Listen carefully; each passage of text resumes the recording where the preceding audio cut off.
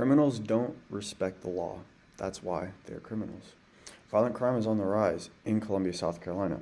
According to new data from the Columbia Police Department, through October 24th of this year, there's been an 8% increase in violent crime compared to last year.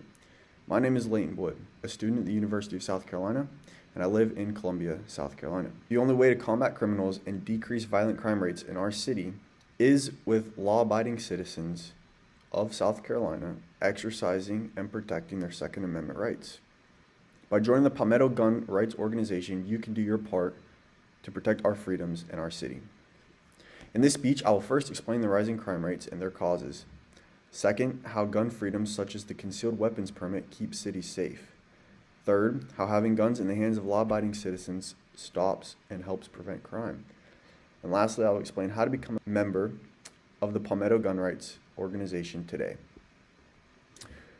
With the recent spike in gun violence in Columbia, Police Chief Skip Holbrook said, "I can say here what I think has directly contributed to systematic violent crime is the proliferation of illegal guns on the streets. Criminals don't obey gun laws.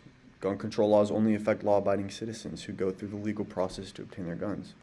The vast majority of guns used by criminals came from illegal means such as theft, illegal sales, and from their victims. Criminals in Columbia, South Carolina will still be able to obtain their guns and carry out their crimes no matter what laws and restrictions we put in place. Who will suffer are the law-abiding citizens who will no longer be able to protect themselves.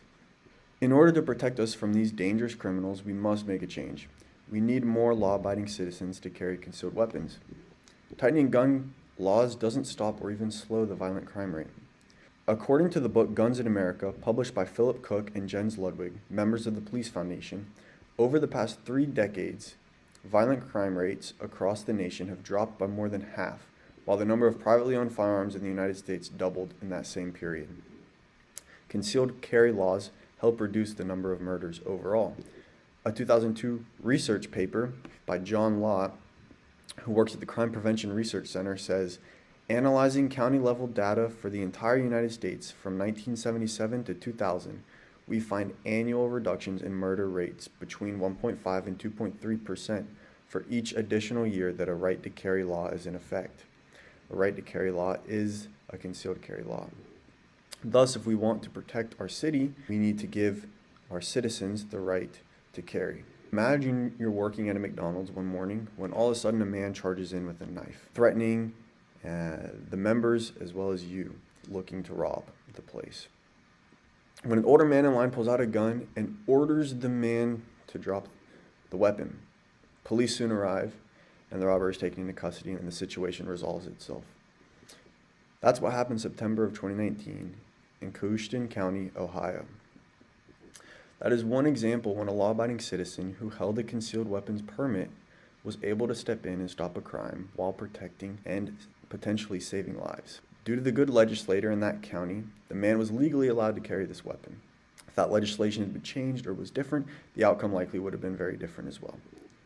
You could be this hero in your hometown too. The way we keep our city safe is by electing trusted government officials who will uphold our Second Amendment rights.